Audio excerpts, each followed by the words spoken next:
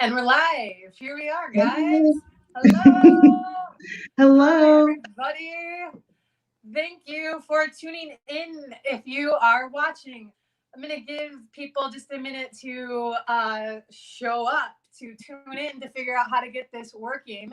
And then we're going to chat with my friend Sterling. Thank you for joining us, Sterling. This is nice to see you. Yeah, thank you for having me. This is awesome. I feel like I haven't seen you in a really long time. I know. COVID, parenting, No. Yeah. different states. I think I brought the last time I saw you was at Ally's baby shower. I I really think think. so. Yeah. Yeah. All right, guys. So if you're tuning in, I'm going to tell you just a little bit. This is my dear friend Sterling. I've known Sterling for a long time. I don't know how many years, to be honest. Maybe 10 plus. Oh, way more than 10. I mean, Yeah. not way more, but But like definitely, like 15-ish. yeah, I think so. So Wow. I met you through my sister. You are a graduate of North Park University, correct? I am. Yeah, shout out to North Park. That's What awesome. what? So I just brought you here. I brought you today here today to just kind of chat. I really was thinking about just a lot of stuff, and you came to my mind to. So how about you explain who you are? So tell everyone who you are and kind of what you do. So, hello everyone watching out there. So I am a counselor. I work for a mental health agency in Chicago. I've worked with people with severe mental illness. I've been there for about 8 years, and for the past like 3 years, I've been working in the training department, which I love. And I am also one of the co-founders of Women Unite, which Kate's sister, Allie, is also a co-founder along with our other friends.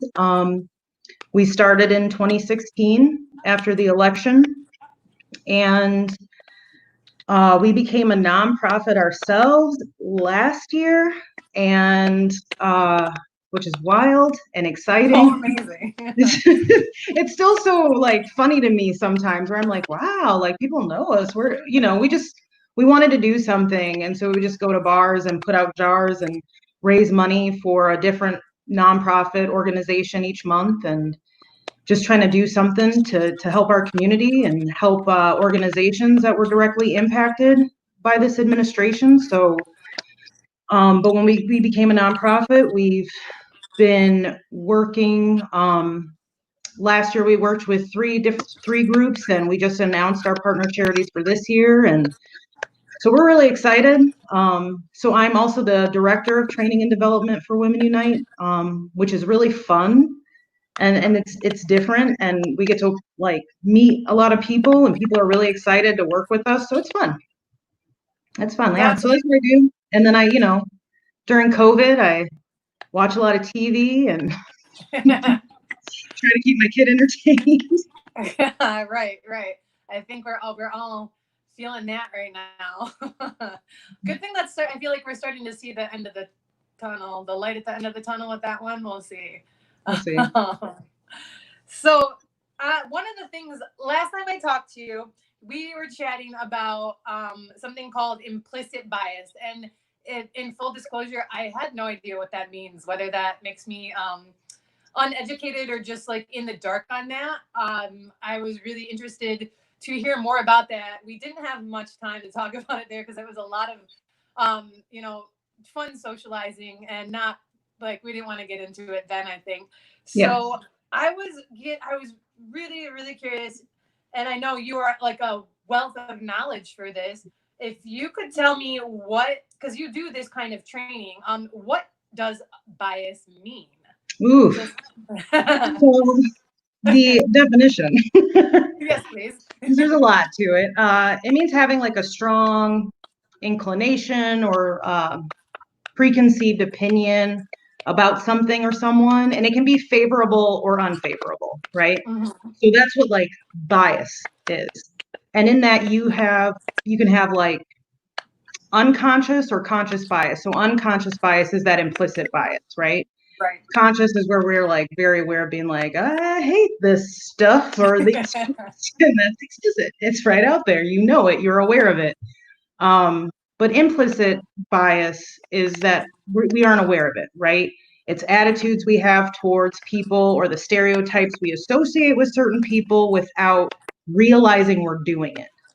And with implicit bias, there are tons of different like biases that fall in there. So you have affinity bias, which is like our unconscious tendency to like get along with people that are like us, or beauty bias. So we tend to be like to like treat people who are, you know, attractive by society standards like more favorably. There's confirmation bias, which happens a lot and we all do it.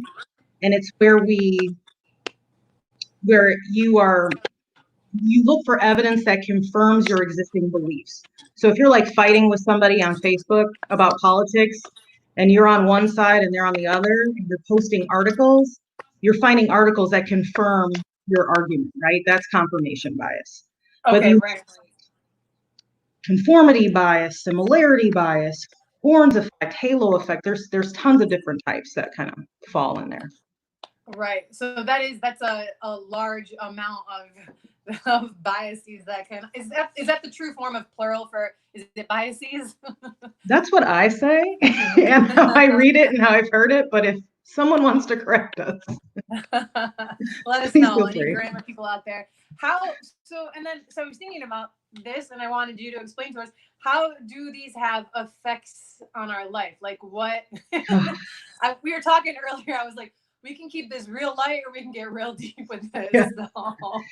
Yeah. But I mean, it affects, like, look at the world right now, right? Right. This is a perfect example of people really having like that implicit bias and not realizing that they are acting a certain way or believing a certain thing and not realizing that their actions are coming from a place like where society has like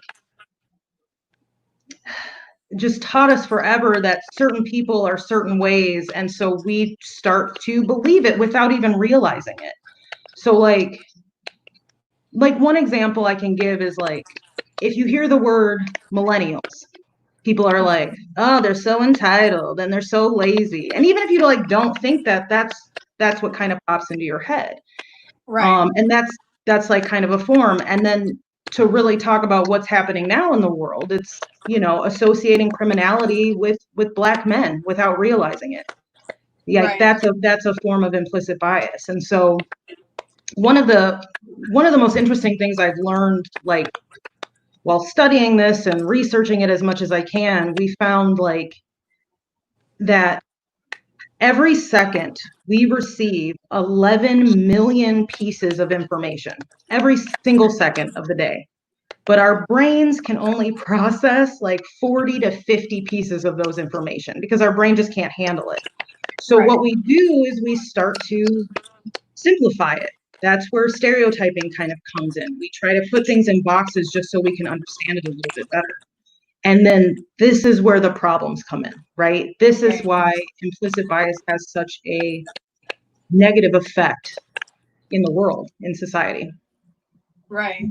So your job is to go into places and you tell people, you inform them on this, you train them. Do you train them on how to become aware of them, or do you train them? You can tell me.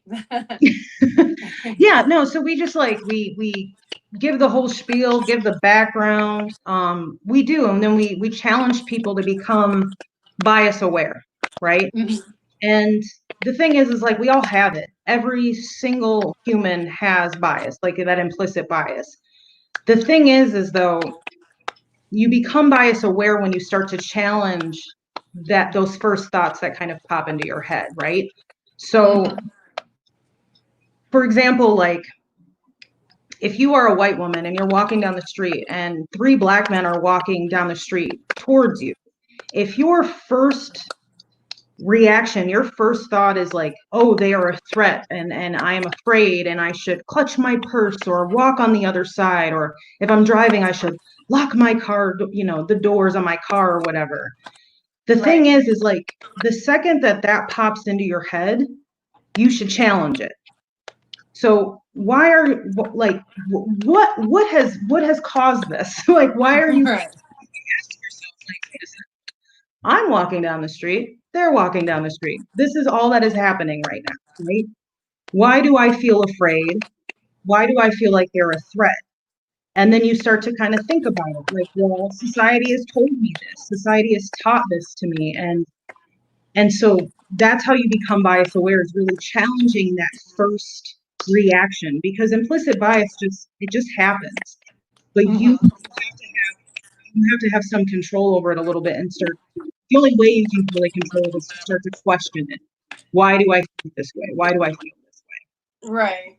So in that practice, this is how you, when I asked you to be on this, you were like, I don't do yoga.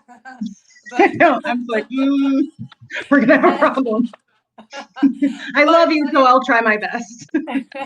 In reality, you really do, because yoga is that mindful practice. So you to become aware of the bias, you're saying you have to maybe sit for a second instead of reacting right away, and just that automated response or that conditioning that you feel right away and going with it. You have to sit. And I feel like this is what was like, oh, this is very yogic. You have to sit with uncomfortable feelings. You have to challenge, like you said, challenge why I feel this way. And it's sometimes really, maybe a lot of times, really, really hard to not be defensive, not be reactive, not respond. I feel like a lot of it is the fragileness, the fragility that we feel when somebody challenges us like that, or when some situation challenges us to think outside of our automatic or autopilot response. So you're doing a huge mindfulness practice, right? Right. Yeah, absolutely. And there's articles like I there's articles about mindfulness and implicit bias and how it can really counteract that. And because mindfulness is just being present in any given moment and not being on autopilot, right? And implicit bias is like it's being on autopilot. It's not challenging that. So practicing mindfulness to really challenge that thinking, yeah, it works. It's impressive. Like reading the studies, I was like, well, damn, like, yeah, right. Duh, this is exactly what we've been saying. We just haven't been labeling it mindfulness, but it is being mindful of your thoughts and your feelings. And I like that you said like with yoga, like it brings up discomfort. Like you do feel some discomfort, and that's a part of like growing and learning. Yeah. Being uncomfortable, because that's where the best stuff happens. I mean, I always have a really hard time when people are like, oh, I'm set in my ways, or I'm too old, I'm not going to change. And I'm like, well, that's lame. Like you're missing out. Like, right. You should want to grow and change and learn new things, and because that's the human experience. It's awesome, and you're really cutting yourself off from like other people, connecting to other people. You're cutting yourself off from just who you could really be. And so with all of this, everything that's happening right now, it's causing a lot of people to feel really uncomfortable. But that's so good, because that means that they're thinking about what they've done, how they've participated in like oppressive systems, how they've not been a great ally, how they've sat silently, and now they have to like wrestle with that, and it's uncomfortable and it's gross, but it's like so like keep it up, people. Right. Good thing.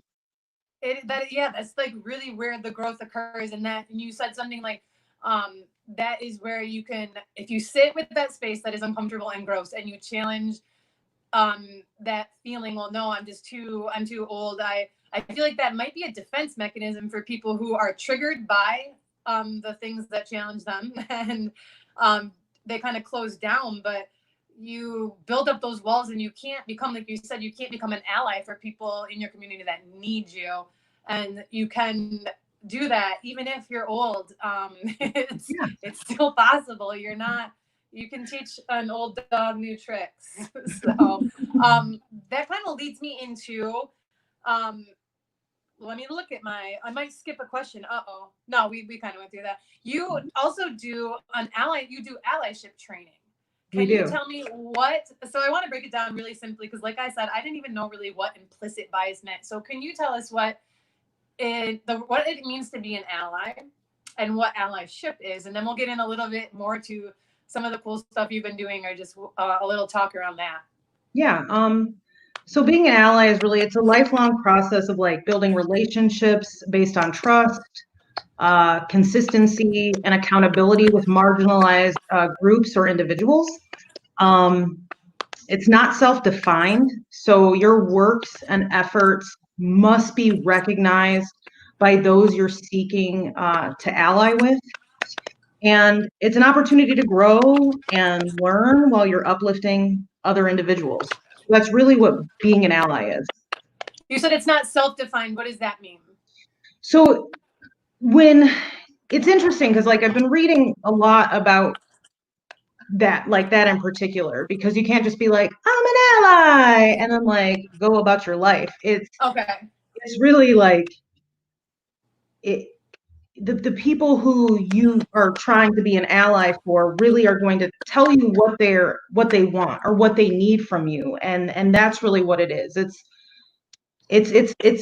I'm not trying to tell people like, well, don't be an ally unless you're invited to be. It's just like, no, yeah, it's seeking out what it is that group needs from you and what they need others who may have access to spaces, resources, or other individuals, what they need you to do in those spaces that they don't have access to. Right. So it's not about you, is what you're saying. It's not about them. Correct. Right. Some folks forget that. Right. So we can't just claim. Yeah. So we just don't say. And that you said, you can't just say that you're an ally, and it's not a hard stop there. You have to do the work, and you have to seek out, and you have to ask the questions. You can't I'm sure people will ask you for help too, or ask you or tell you what they need, but you really need to be the one to seek out. Is that correct? Yeah, I think or it's can like you build a partnership.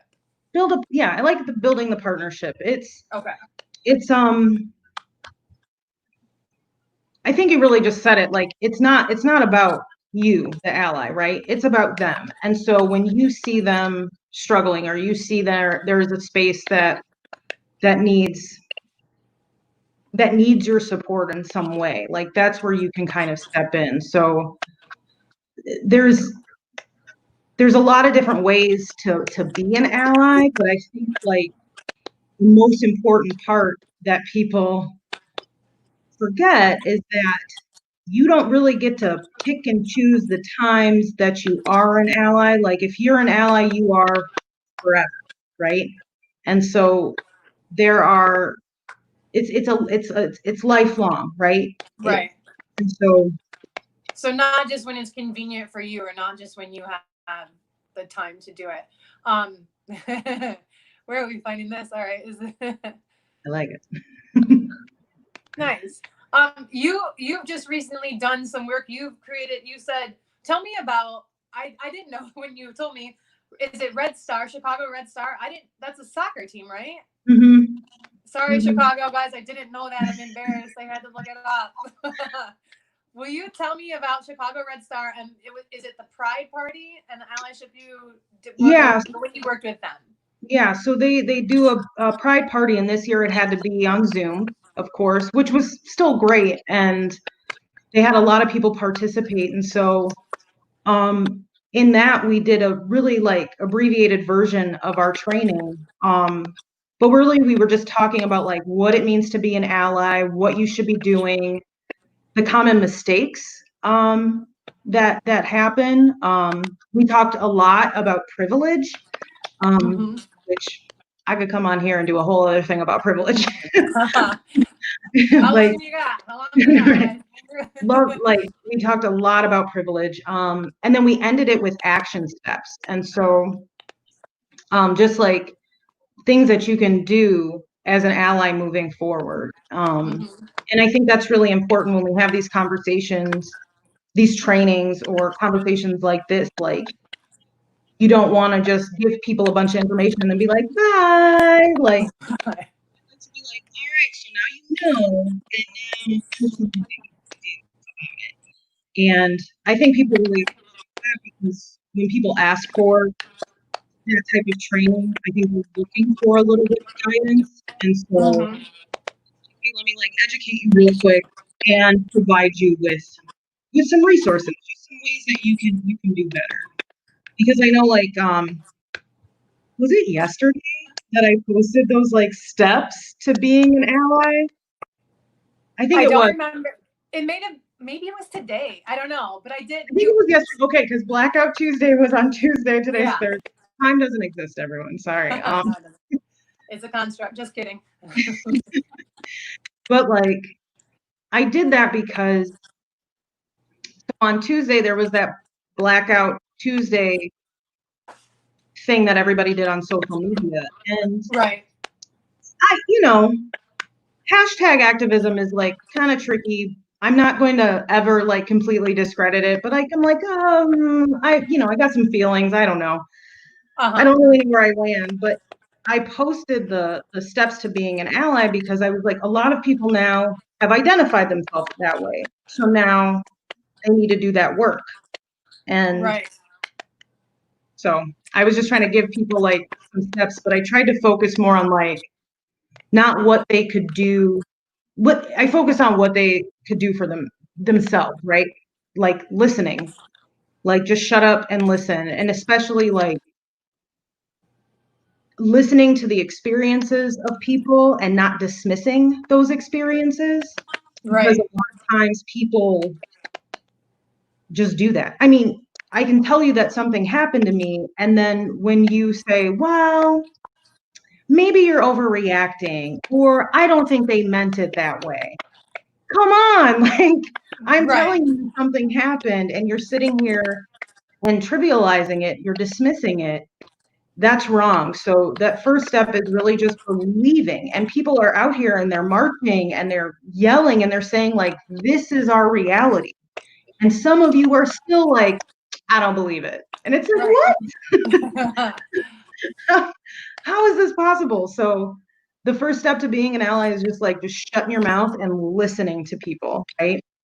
And then doing your own work, and that's where that becoming bias aware, right? Really like challenging yourself, like asking yourself, why do you feel this way? Why do you think this way? Recognizing your own privilege. Because we all you said you could. Can you speak on that a little bit more? You said you could speak on it all day, but can you, for people that don't really know, I mean, we all kind of know what the word privilege means, but in context to our conversation.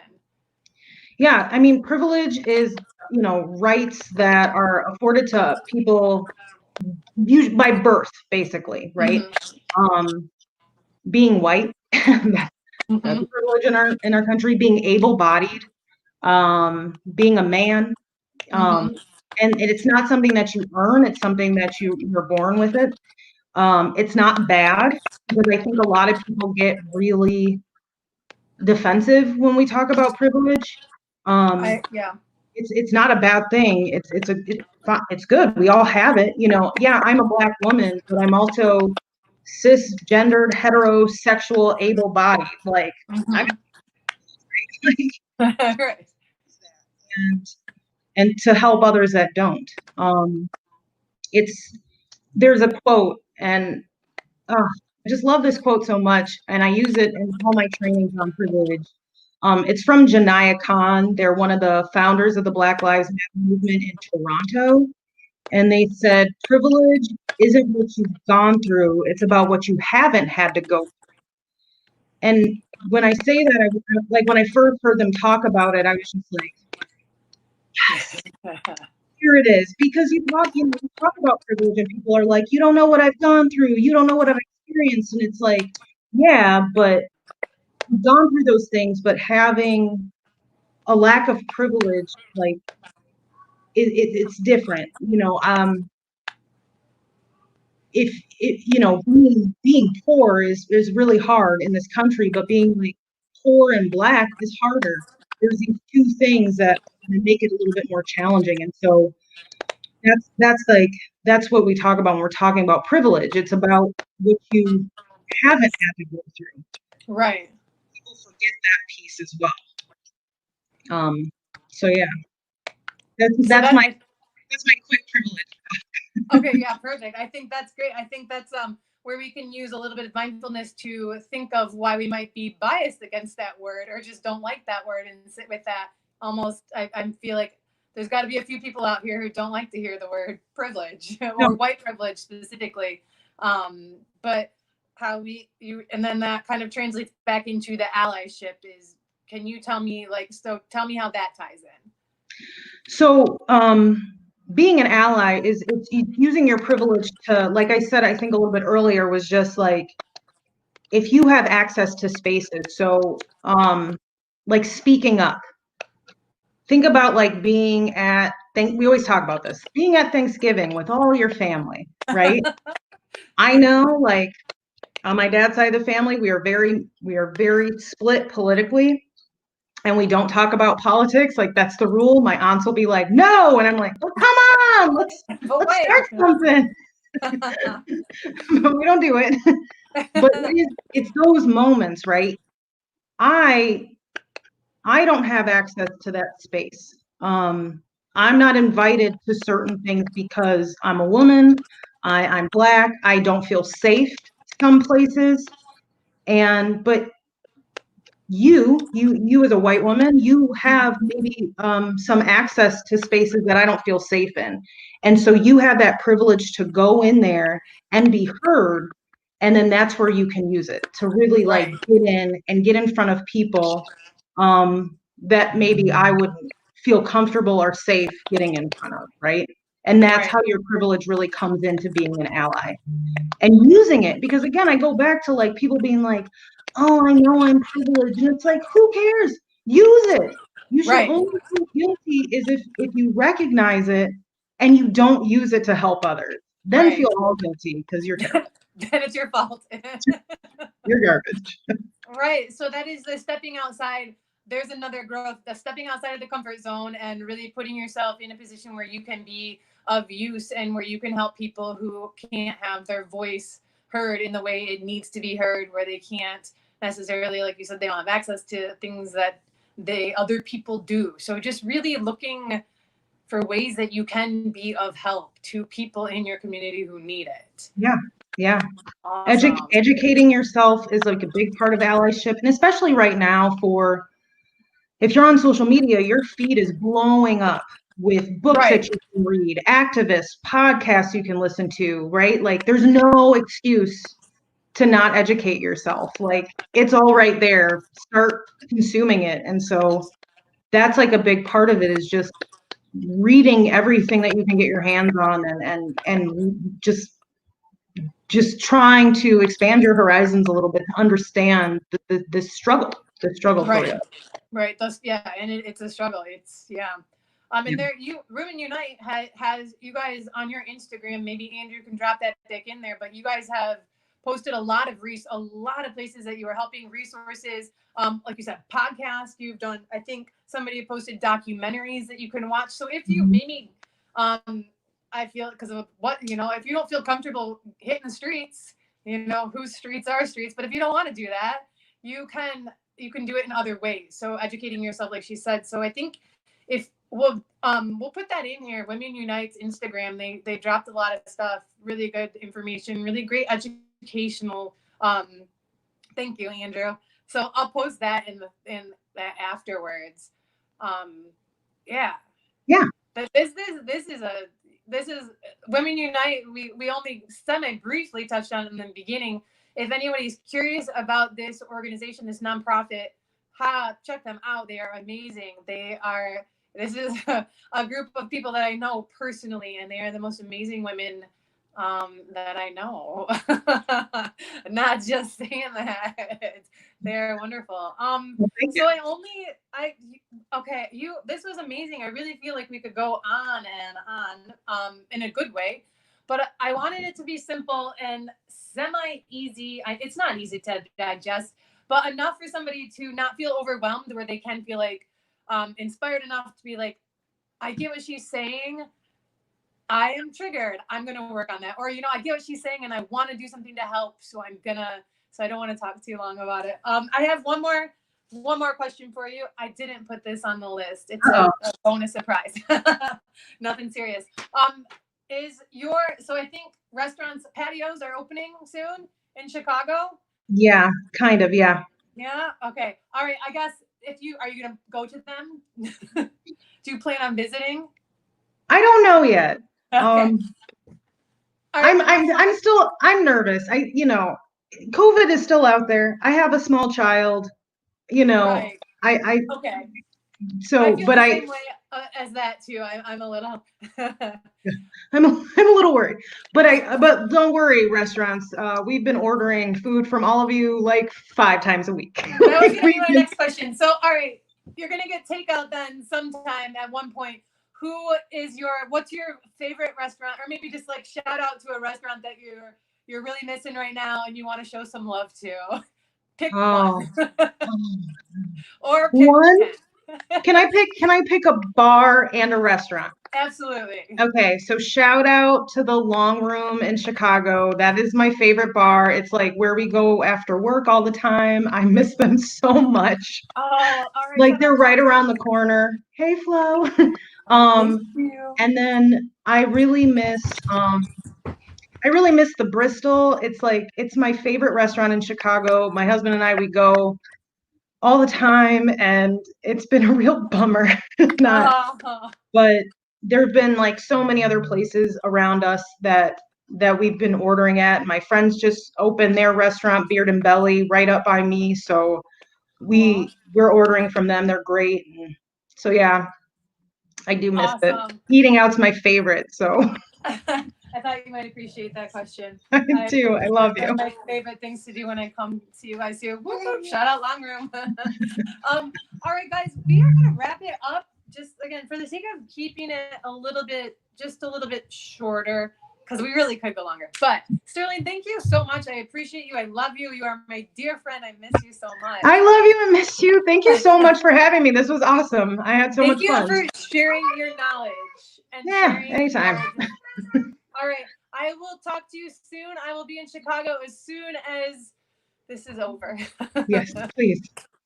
All right. All right.